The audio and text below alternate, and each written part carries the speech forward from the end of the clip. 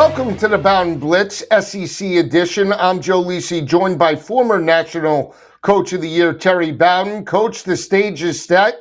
Top 12 teams will be entering the college football playoff. Games start on December 19th. SEC does, in fact, have 5 teams. It didn't come with some controversy, though. We'll talk about the SEC championship. It was all Georgia dominating Alabama. Georgia did cover this game as a 1.5-point favorite. The game was played in Atlanta. They jumped up 14-0, never looked back. But the biggest question was that Alabama still, in fact, made the college football playoff. Give me your thoughts about this game that transpired last Saturday afternoon. And in your opinion, should Alabama still be in the college football playoff?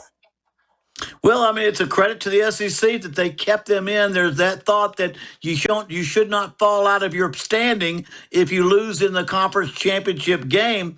But they were so soundly beaten and rushed for -3 yards the entire game. And we said all along this season that if they didn't pick up their running game, it was going to cost them in the playoffs or in the championship game. Now they decided they would make the playoffs. They kept them in there for the playoffs. Probably a good thing because we don't want to diminish the value and the importance of playing in the conference championship game, or we might as well throw them out, if they're going to knock you out of the playoffs. But again, a 3-loss Alabama, I still like to see, are they more deserving than a 10-2 Vanderbilt or some of those type of teams, some 2-loss teams that might have gotten in, especially a Notre Dame. I think that's probably the team that says, what about us? But anyway, it's a credit to the SEC, 5 teams making the playoffs. I think you can see, as we've seen all year, the strongest conference from top to bottom. Alabama, again, they played some great football, but when it came to Georgia showed them their weakness, which is the running game.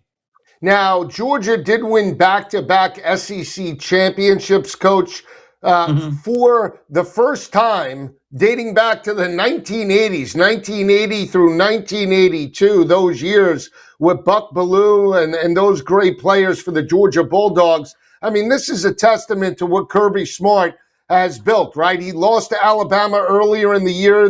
Alabama snapped the Georgia 33-game home winning streak in prime time, and they came ready to play, right? That's the one thing, is that Kirby, up until this point, was knocked around by Alabama and Kalen DeBoer in just 2 seasons. That defense, though, brought it to Ty Simpson and that offense, and this is a championship caliber defense basically over the last month of the regular season. Oh, they just dominated Alabama with their defense. And again, Kirby Smart, this game was personal to him.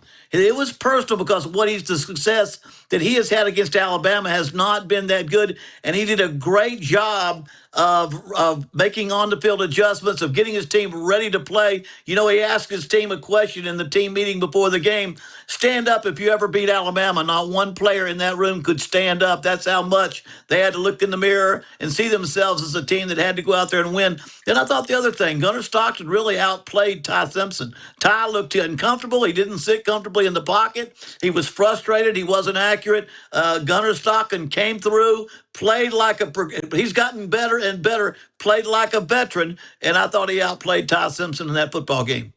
Georgia earned a first-round bye. On the flip side, Oklahoma will face off against Oklahoma. It's a rematch of the game that played out in late November. Oklahoma did win that matchup in Tuscaloosa, handed Alabama only their second home loss dating back to 2020, Coach. It's a rematch. We'll break down that game a little bit later in the show, but I do want to talk about just Oklahoma as a whole right now. We had talked about the job that Brett Venables has done, 10-2 overall. They overexceed expectations. One of the hardest schedules. They end the year at number 8 overall. This was a great job, and you can make the argument, if John Mateer, their starting quarterback, doesn't go down with a thumb injury, maybe, just maybe, they might have been undefeated. Oh, I thought Brent Venables did one of the best jobs of any coach in the conference, making a decision to put himself on the line. I'm going to be the defensive coordinator. I'm going to make the calls. Leave it up to me. Put me on your back. And he did a great job. He kept offenses off balanced all year. And when you're a one-dimensional offense like Alabama is right now, they better be careful because he can really focus on getting after that quarterback because they don't have a strong running game to go with it. So again, he did a great job. Many could consider him possibly a SEC Coach of the Year. We know Lane Kiffin did a great job at Ole Miss, Elko at Texas A&M. But with what where Brent Venables came from last year to this year, boy, he did as good a job as anybody in the conference. You mentioned Ole Miss. They're in the playoff. Charlie Mhm. Weiss Jr., their offensive coordinator, will call plays. It'll be Pete Golding, the new head coach for the Ole Miss Rebels. Thoughts about this team? It is a rematch in their first matchup against Tulane. This was a team that they dominated on both sides of the ball, but just big picture about Ole Miss. Is it possible, right? Big picture with Golding and Charlie Weiss Jr., that this team could potentially make a run to the championship game? Well, you've got everybody in place that you need to have in place. And we're seeing now that those players and a lot of the people around the program aren't as sad that Lane Kiffin is not there. You can't help but read it between the lines. Even when Pete Golden says, "Hey, I won't be going to yoga classes there," but you know what? They've got their play caller there. They've got their defensive coordinator there. That's the nuts and bolts of the game day operations. Again, don't take anything away from Lane Kiffin. He's given them their best years of their history, the number of years he's done there with double-digit victories. But I think they will be fine as far as playing the best football they can play. A lot of other good football teams out there. I think they get through the first round pretty comfortably. After that, it's going to be a battle with the teams that they're playing. Absolutely. We'll break down both of those games a little bit later in the show. Coach Heisman is still up for discussion. Can Diego Pavia potentially steal the Heisman after the performance by Fernando Mendoza? Mendoza didn't light the world on fire, but did knock off the top team in the nation, Ohio State. He's back to minus 2,500. Diego Pavia is still there at 12-1. Does he have any shot to steal the hardware? Boy, it doesn't look like it. I mean, Fernando Mendoza, he made a big third down, 33-yard touchdown pass to win the game with about 2.5 minutes left for Indiana. Probably enough to push him over the top. But I promise you, if fans and if voters would watch the highlight of Diego Pavia, watch how he carried that team and that program on his shoulders, I think he's clearly the most deserving of the Heisman Trophy. Not sure they're going to give it to him because, like you said, Ohio State, Indiana, who won that game, likely was going to push that quarterback in towards Heisman Trophy consideration. Now, I don't know if you saw Vanderbilt's head coach Clark Lee, but they asked Mhm. him about why Vanderbilt, missed out, and was he bitter in any capacity, being a 10-2 football team? And basically, he had come out and said that they had every opportunity to knock off Texas on the road. They lost that game by 3 in Alabama, a game where they were covering for much of the way and then allowed it to slip. Lost that game by 11 in the final 20 seconds of that matchup against the Crimson Tide. Thoughts about what Clark Lee said about his team had every opportunity. They just didn't make enough plays to pick up the wins. I think everything that Notre Dame said the wrong way, he said the right way. He said, you know what, we just want to play football. We're proud and honored that we were able to have the season that we did. We've got a chance to play another football game, and our guys just want to work together and play another football game. Didn't blame anybody. Said, let's go play football. That's the way you probably should do it if we're going to set an example for those players and how to respond to things when things don't go your way. That's how you respond. When Coach and I return, we'll talk about the coaches, new coaches in the conference. We'll also touch on two potential first-round matchups, Ole Miss, Tulane, and Texas A&M, Miami, coming up next.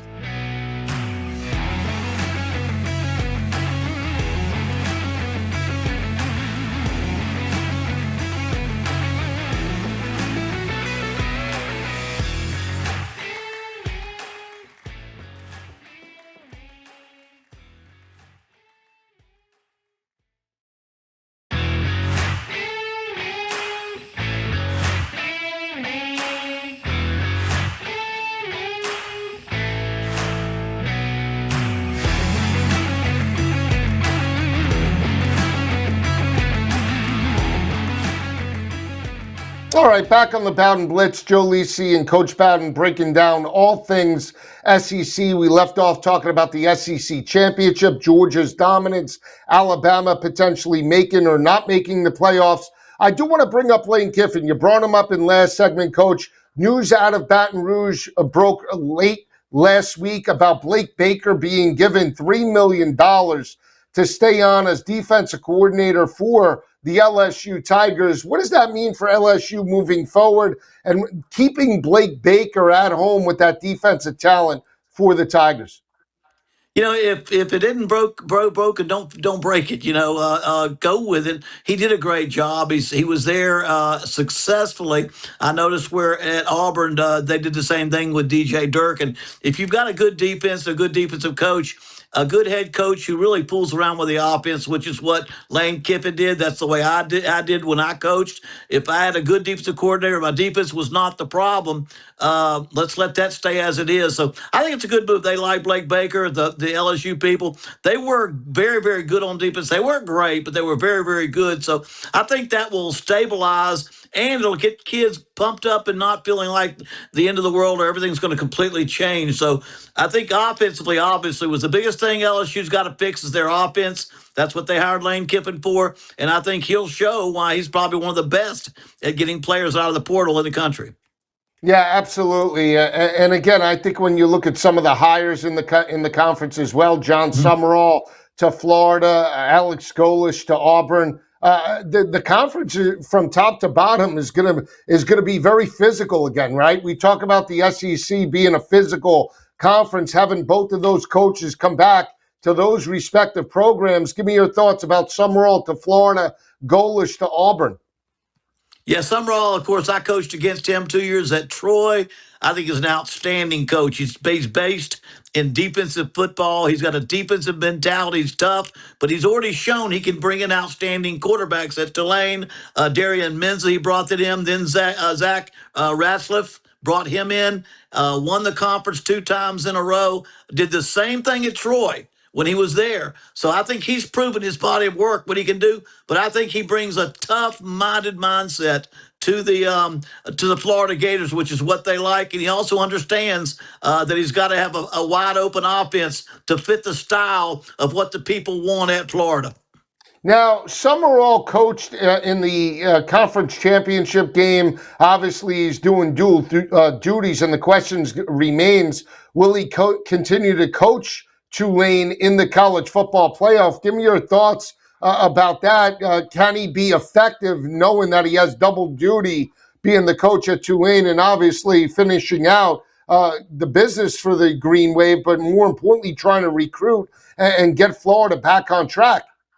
I think if he's got people in place at Florida, he can do that. Because you're moving from G6, G5 up to the Power 4 level, it's not seen as something so negative that you stay and coach your team through the playoffs. If they'll let him, Florida probably has the right to say no. I would have think they would have discussed that during their negotiations. But I see no problem with him or Chesney at James Madison staying and trying to get their team through. I think they've got general managers in place, coaches in place. They can get the ball rolling in their new jobs and still work with their players to see if they can show their players and the teams that they're with them all the way through. I don't think it's such a bad move when you're the G6 who've got a new job at a Power 4. No, it's not. And again, their first round matchup is a rematch, Coach, of a team in Ole Miss that really beat them up. They laid a huge number to the Tulane Green Wave before you could blink. They were down 3 or 4 touchdowns in that matchup, and Ole Miss won that game convincingly. That game was in Oxford. It is a rematch. Thoughts about that, having to play the same team in the same place that you lost just about 6 or 7 weeks ago? Well, normally you and I talked a lot that when you're a team that lost the first game, gives you a little bit of an edge the second, except when there was a dominant team over another team. The dominant team is most likely going to win again, and you're not going to be able to pull off whether you play them 10 times or 2 times. Probably not going to pull that off. And I feel like that's the way Tulane and Ole Miss is. Now, if Ole Miss, if their quarterback is hearing stuff about going to LSU or he's looking in the portal and they're not focused on this football game and they're caught up in the distractions, this could take away from Ole Miss. So hopefully with the coaches they've kept, the assistant coaches that stayed with them, they can keep those kids locked in, because if Ole Miss is locked in, they'll walk away with this first game. Yeah, really. And when you talk about dominance, Coach, in the series, I have to go back to the stats, but the last time Tulane beat Ole Miss was 1988. So they are up against it from the series perspective. Obviously, Ole Miss has owned the Green Wave in recent years. The other matchup that we discussed was Miami and Texas A&M. Give me your thoughts again. A&M was looked at, if they would have beaten Texas, they could have potentially had the argument of having that number one overall seed, maybe over Ohio State.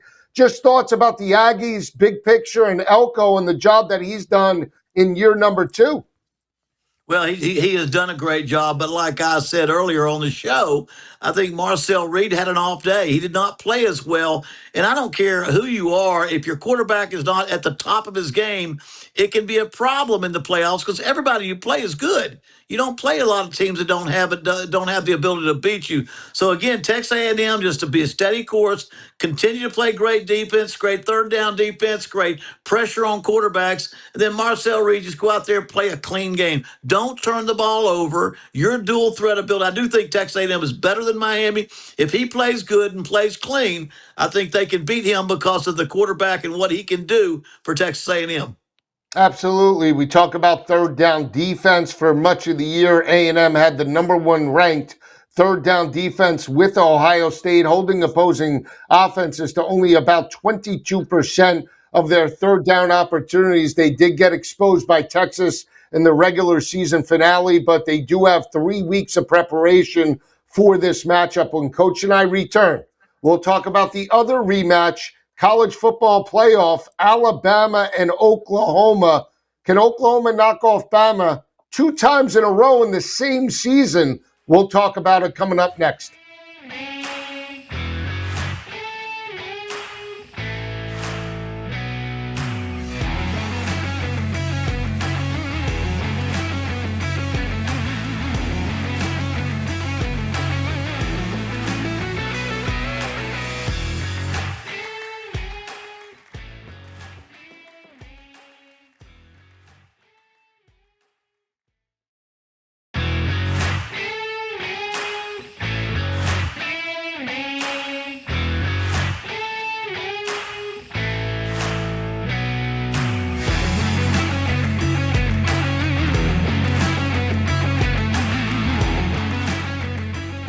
All right, back on the Bowden Blitz, Joe Lisi and Coach Bowden breaking down all things SEC. We left off talking about the 2 playoff matchups, Miami and Texas A&M, Ole Miss and Tulane.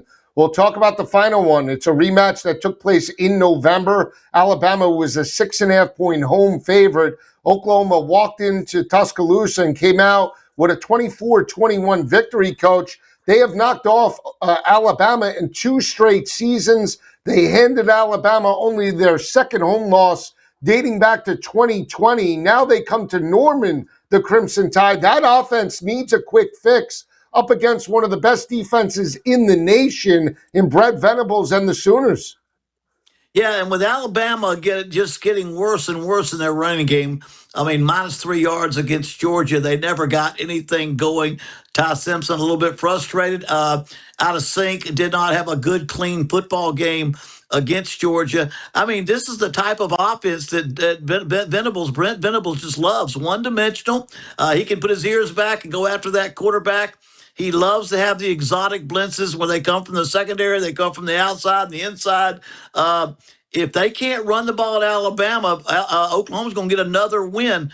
There's a way of, I mean, but with 2 wins in a row, though, you just have to think that Alabama, they're about due. If Oklahoma does check all the boxes, one-dimensional offense, they'll get after the quarterback. But Alabama, I do believe they're going to be ready to play their best football game against Oklahoma. What does it mean when your offense gets shut down basically in 2 games? Because they only gave up 3 points in Norman last year with Jalen Milroe. This past game in Tuscaloosa was a very ugly type of game, and Oklahoma was in complete control, I thought, for much of the game. Even though Alabama was able to move the football, that defense, when they had to make a play, they made it.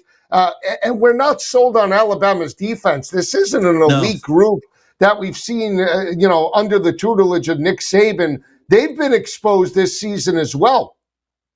Yeah, I don't think Oklahoma's offense is running as well as Georgia's is now. I think Georgia's offense is catching up with their defense and playing very, very well. Oklahoma still has to win this defensively, and that Mateer just needs to play good enough to get them moving on offense to 14, 21 points to take care of Alabama. So I do like the fact that Oklahoma's quarterback is steady, that he gives them enough offense, and that their defense can carry the day against Alabama. When you look at the passing attack over the past, I want to say 2 games, Auburn and Georgia, 122 through the air for Ty Simpson, 212 against Georgia. A lot of that was in garbage time. He's only completed 54% against Auburn, 48% against Georgia. Coach, this was a quarterback that was looked at as a Heisman Trophy frontrunner that was completing close to 70% of his passes. Is it more of a play calling that we've seen, or just that maybe defenses are starting to understand Kalen DeBoer's offense right now? Yeah, I think they're catching up. I think the book on Kalen DeBoer and what he likes to do offensively, defensive coordinators are smart. They've got much more video to look at. They've got tendencies figured out. And I think that puts a lot more pressure on the quarterback when they can recognize a formation or a situation where they know more than not what you're going to do, puts a lot more pressure on the quarterback, especially without the running game. If you can run the football, it's a mental rest for the quarterback. He really can mentally rest for several plays while you're running that football. But when he's under pressure, every situation, every down, he's more likely to have a mistake, and that's kind of what's happened to Ty Simpson in the last couple of games. Coach, if DeBoer does lose this game, I know they made the college football playoff, but they sort of backed in, right? They didn't dominate the SEC. They backed in. Is he again on the hot seat? I know people sort of push that away and to the wayside. Give him time. Allow him an opportunity to get his recruits. But, when you sort of succeed, right, the best modern day head coach, that's easier said than done. Yeah, hey, he is always going to be on the hot seat. And I don't know if I can express this strong enough. If he doesn't win the SEC or win a national championship, he's going to be on the hot seat, because that's what you do at Alabama. Bear Bryant won 6 national championships, nobody even close, until Nick Saban went to Alabama. He got 6 more, 7 total. So the only thing you can do at Alabama is win SEC championships and national championships. Anything less, and you are on the hot seat. When Coach and I will be back throughout the rest of the week, breaking down all the SEC matchups for the college football playoff. We'll touch on all the games next week as well. We'll be breaking down more predictions for December 19th and the 20th. For Coach Bowden, I'm Joe Lisi. Have a great day, everyone. We'll see you later in the week.